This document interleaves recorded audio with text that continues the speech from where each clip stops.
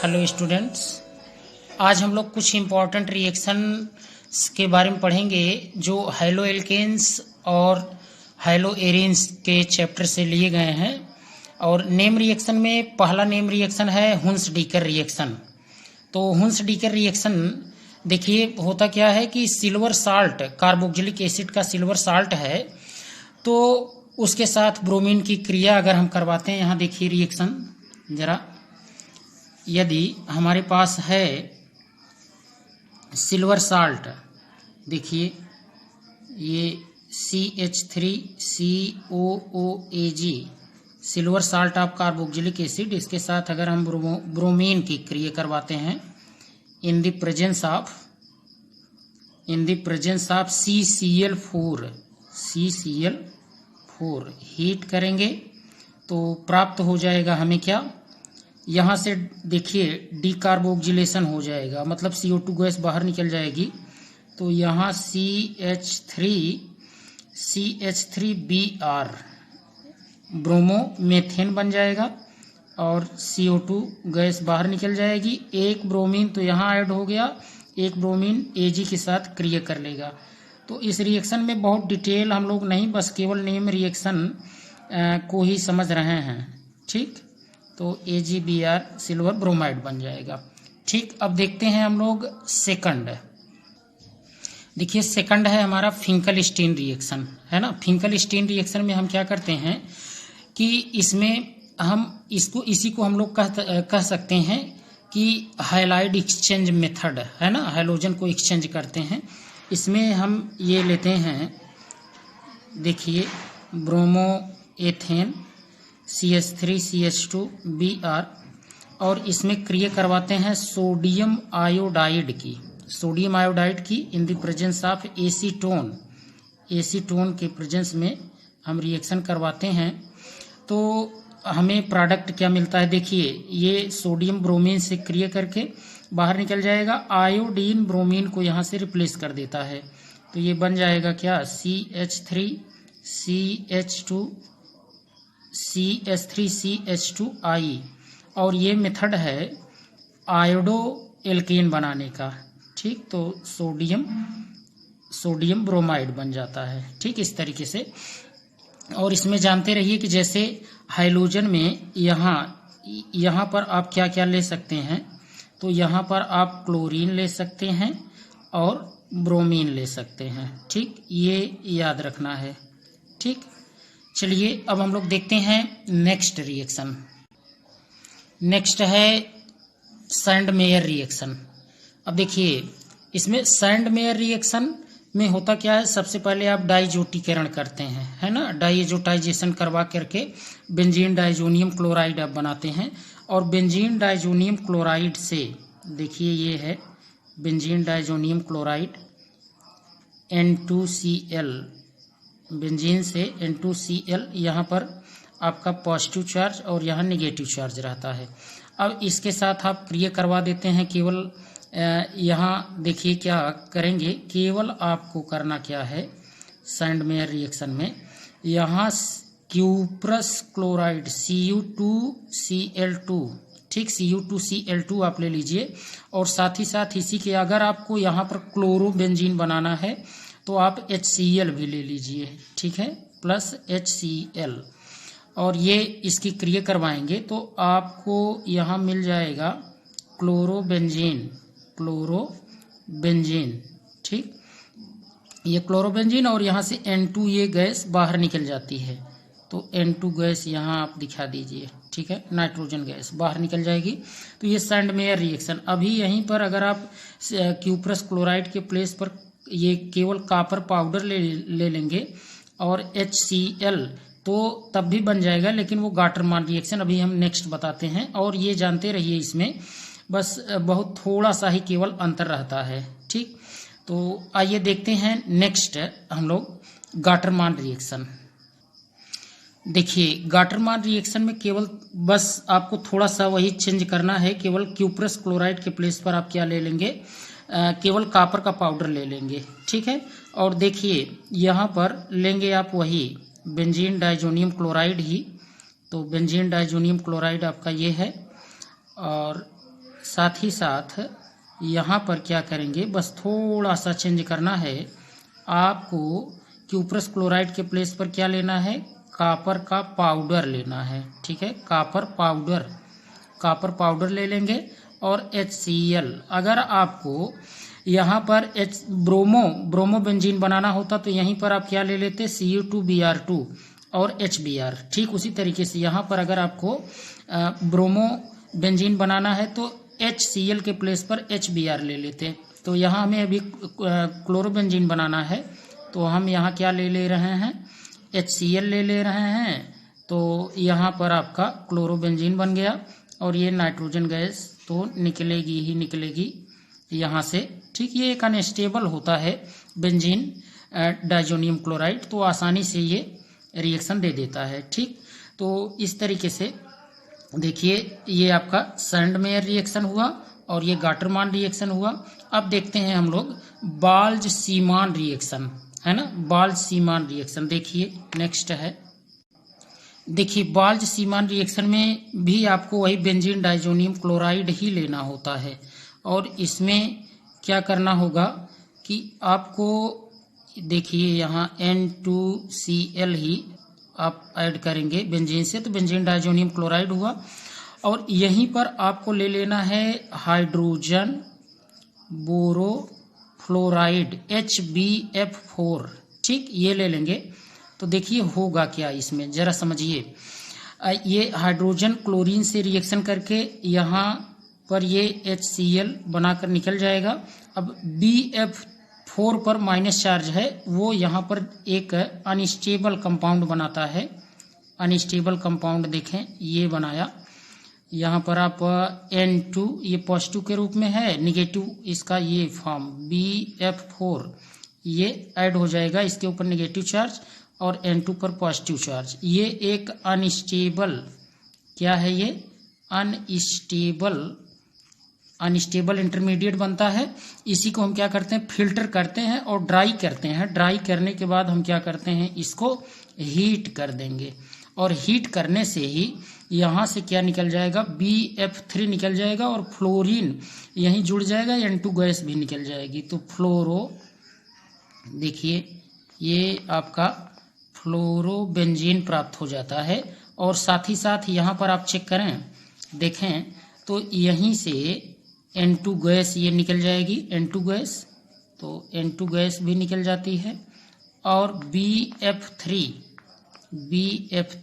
ये भी अलग हो जाता है। तो इस तरीके से हम फ्लोरोबेंजीन प्राप्त कर लेते हैं। ठीक, तो ये आपका बाल्ज-सीमान। अगर आप ध्यान से देखें तो ये तीनों रिएक्शन जो आपका ये यहाँ देख रहे हैं, Sandmeyer reaction, Gattermann reaction, Balz Schiemann reaction में क्या है कि ये तीनों के तीनों बेंजीन डाइजोनियम क्लोराइड से ही बनाए जाते हैं।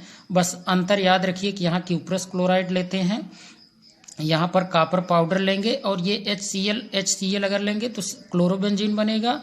अगर यहीं पर Cu2Br2 और HBr लेंगे तो ब्रोमोबेंजीन, और यहाँ पर अगर आप HBr लेंगे, कॉपर पाउडर तो रहेगा ही, तो ब्रोमोबेंजीन बन जाएगा। ठीक, और ये केवल क्लोरो और ब्रोमो बेंजीन बनाने के लिए ये दोनों हैं। ठीक है, और इसमें तो ध्यान रखिए कि ये फ्लोरोबेंजीन के लिए स्पेशल है। ठीक है, फ्लोरोबेंजीन के लिए ये क्या है, स्पेशल रिएक्शन है। कौन, ये बाल्ज-सीमान रिएक्शन। ठीक, आइए देखते हैं अब नेक्स्ट रिएक्शन। देखिए नेक्स्ट है स्वार्ट्स रिएक्शन। स्वार्ट्स रिएक्शन में आप क्या करते हैं, यहाँ पर आप ले लेते हैं ये CH3Br, ठीक है, कोई भी हेलो एल्केन ले लेंगे और यहाँ पर आप क्रिया करवाते हैं AgF के साथ।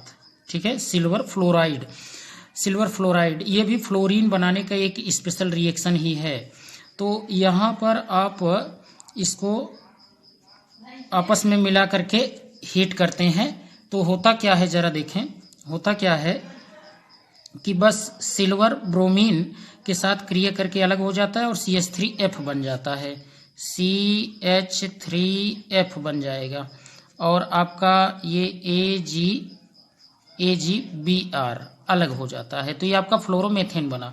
आप इसी AgF के प्लेस पर क्या क्या ले सकते हैं, देखें इसी के प्लेस पर आप चाहे तो Hg2F2 ले सकते हैं, या फिर COF2 ले सकते हैं, या आप चाहें तो SbF3 भी ले सकते हैं। ठीक, इसको माइंड में रखें। ठीक है, तो इस तरीके से आप इनका भी यूज कर सकते हैं, जानते रहिए। ये क्या है, ये आपका है मर्क्यूरस फ्लोराइड, ये है कोबाल्ट फ्लोराइड, ये है स्टीबियम फ्लोराइड। इनका यूज भी आप कर सकते हैं किसके प्लेस पर, AgF के प्लेस पर। ठीक, तो ये आपका हो गया स्वार्ट रिएक्शन। ठीक है, स्वार्ट्स रिएक्शन। नेक्स्ट देखते हैं। देखिए नेक्स्ट रिएक्शन है वुर्ट्ज रिएक्शन। वुर्ट्ज रिएक्शन में आप क्या करते हैं कि इसमें इवन नंबर के कार्बन वाले जितने भी एल्केन होते हैं उनका प्रिपरेशन आप कर सकते हैं। यदि आप ऑड नंबर के लेते हैं तो उसमें बहुत से प्रोडक्ट का फॉर्मेशन होने लगता है और इस तरीके से वो ज़्यादा उपयुक्त नहीं होता, इसलिए सम संख्या के कार्बन वाले एल्केन का ही प्रिपरेशन करते हैं। तो वुर्ट्ज रिएक्शन में आप क्या करते हैं, देखिए इसमें आप जैसे 2 अणु ले लेते हैं एल्किल हैलाइड के, जैसे यहाँ हमने ब्रोमोएथेन लिया और इसकी क्रिया सोडियम के प्रेजेंस में करवाते हैं। 2 अणु हमने इस तरीके से इसको यहाँ लिख लिया है, देखिए।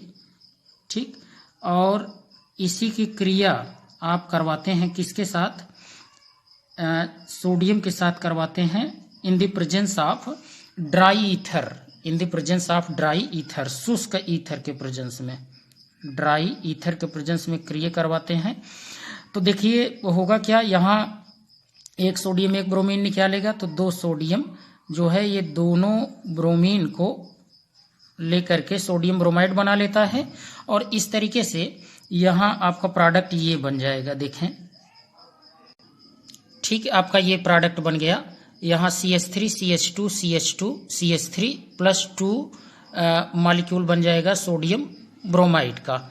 तो इस तरीके से ये हम इवन नंबर के, देखिए यहाँ कार्बन 1 2 3 4 कार्बन इवन नंबर यानी सम संख्या के एल्केन का फॉर्मेशन करते हैं। तो इस तरीके से ये आपका वुर्ट्ज रिएक्शन हुआ। नेक्स्ट देखते हैं वुर्ट्ज फिटिग रिएक्शन।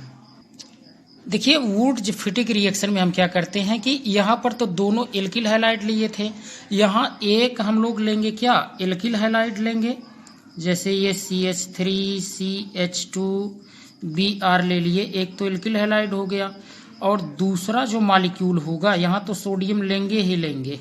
ठीक, दूसरा जो लेंगे वो लेंगे एरिल हैलाइड, है ना, जैसे यहाँ हम ब्रोमो बेंजीन ले रहे हैं, इस तरीके से बना ले रहे हैं यहाँ ब्रोमो बेंजीन को, देखिए ये। और वो ये वही ड्राई ईथर के प्रेजेंस में क्रिया आप करवाएंगे ही। ठीक, ड्राई ईथर के प्रेजेंस में क्रिया करवाएंगे ही। और यहाँ पर सेम वुर्ट्ज रिएक्शन की ही तरह यहाँ भी होगा, बस क्या होगा कि यहाँ एक एल्किल हैलाइड और एक एरिल हैलाइड आप लेंगे। ठीक, और सिंपली आपका जो प्रोडक्ट होगा वो यहाँ देखें इस तरीके से हम बना दे रहे हैं। ये आपका ये बेंजीन ग्रुप जो है ये, और इसी से ये CH2 CH3 ऐड हो जाएगा, CH2 CH3। ठीक, तो ये आपका क्या हो गया, एथिल, देखिए एथिल बेंजीन हो गया, है ना, एथिल बेंजीन या एथाइल बेंजीन आप कहना चाहें। तो इस तरीके से यहाँ 2 मॉलिक्यूल सोडियम ब्रोमाइड के ये भी बन जाएंगे। ठीक, तो इस तरीके से हुआ आपका वुर्ट्ज फिटिग रिएक्शन। अब देखते हैं फिटिग रिएक्शन। ठीक, देखिए फिटिग रिएक्शन में हम क्या करते हैं कि दोनों मॉलिक्यूल जो है वो हम किसका ले लेते हैं, एराइल हैलाइड का ही। यहाँ देखें ब्रोमो बेंजीन और सोडियम तो रहेगा ही रहेगा, और साथ ही साथ यहाँ दोनों अणु हम ले लेंगे किसके, एराइल हैलाइड के। ठीक, इस तरीके से ले लिए जिससे थोड़ा आपको समझने में आसानी हो। तो ड्राई ईथर के प्रेजेंस में तो क्रिया करवाएंगे ही करवाएंगे। ठीक है, ड्राई ईथर अभी आपको बता रहे हैं, सब इजी तरीके से ये याद हो जाएगा। और यहाँ देखिए इस तरीके से यहाँ सोडियम ब्रोमाइड ये अलग हो गया। अब ये दोनों केवल ये जो ये बेंजीन के रिंग हैं यही दोनों आपस में कनेक्ट हो जाएंगे। तो आप इस तरीके से इसको दिखा सकते हैं यहाँ देखिए इस तरीके से दिखा सकते हैं। ये इसको आप कहते हैं डाईफेनिल। इसी को क्या कह देंगे? डाईफेनिल। ये आपका डाईफेनिल बन गया, ठीक, डाईफेनिल। और इसमें वही 2 मॉलिक्यूल सोडियम ब्रोमाइड के तो बनेंगे ही बनेंगे, तो आप उसको यहाँ पर लिख देंगे 2 मॉलिक्यूल ये सोडियम ब्रोमाइड के बनेंगे ही। तो देखिए क्या डिफरेंस है, जरा समझ लीजिए एक बार। यहाँ आप देख पा रहे होंगे वुड जे रिएक्शन में कि 2 मॉलिक्यूल हम सेम लेते हैं, हाइलो एल्केन के सोडियम रहेगा ड्राई ईथर प्रेजेंस में, ये आप सम संख्या के एल्केन बनाते हैं। और वुड फिटिक रिएक्शन में एक एल्किल हैलाइड और दूसरा एरिल हैलाइड या एराइल हैलाइड लेते हैं, सोडियम के साथ क्रिया करवाएंगे ड्राई ईथर में, शुष्क ईथर के उपस्थित में, तो आपको एथिल बेंजीन प्राप्त होगा। और फिटिक रिएक्शन में दोनों अणु आप ले लेंगे, किसका? ये एराइल हैलाइड का, तो आपको डाईफेनिल प्राप्त होगा। तो इस तरीके से ये तीनों में आप क्या क्या अंतर है वो समझ गए होंगे। अब नेक्स्ट रिएक्शन देखते हैं। देखिए नेक्स्ट नेम रिएक्शन आपका है फ्रैंकलैंड रिएक्शन, है ना। फ्रैंकलैंड रिएक्शन और वुड रिएक्शन में थोड़ा सा डिफरेंस है, बस यहाँ पर भी आप क्या लेते हैं कि 2 मॉलिक्यूल तो आप लेते ही हैं हाइलो एल्केन के, जैसे यहाँ CH3CH2Br लिए, और यहाँ पर केवल सोडियम के प्लेस पर आप क्या ले लेंगे? जिंक ले लेते हैं, है ना, जिंक ले लेते हैं। और ड्राई ईथर यहाँ भी लेते हैं, ड्राई ईथर आप यहाँ भी लेते हैं, तो इजिली रिएक्शन हो जाता है। अगर ड्राई ईथर नहीं भी लेंगे तब भी रिएक्शन हो जाएगा यहाँ।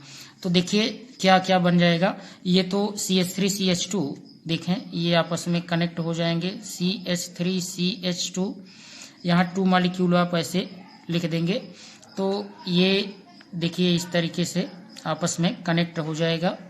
और यहाँ पर क्या बन गया? ये ब्यूटेन बन गया, है ना, ब्यूटेन 4 कार्बन का। और ZN यही ZnBr2, ठीक, ZnBr2 जिंक ब्रोमाइड बन जाएगा, ठीक। ये रहा आपका फ्रैंकलैंड रिएक्शन। नेक्स्ट रिएक्शन देखते हैं 11वां। देखिए नेक्स्ट है Friedel craft reaction. Friedel craft reaction में इसमें 2 होता है, एक एल्काइलेशन और एसाइलेशन। और इसमें आप करवा सकते हैं, जैसे बेंजीन के साथ रिएक्शन करवा सकते हैं। तो हम लोग ये चैप्टर तो पढ़ रहे हैं हाइलो एल्केन हाइलो एरीन, तो हम यहाँ हाइलो एरीन ही ले लेते हैं, ठीक है। बेंजीन से भी आप करवा सकते हैं। तो पहले हम देखते हैं ये एल्काइलेशन पहले देख लेते हैं, ठीक है। एल्काइलेशन और एसाइलेशन 2 होता है। एल्किल ग्रुप को जब आप ऐड करते हैं तो वो एल्काइलेशन कहलाएगा, एरिल ग्रुप को जोड़ेंगे तो एसाइलेशन कहलाएगा।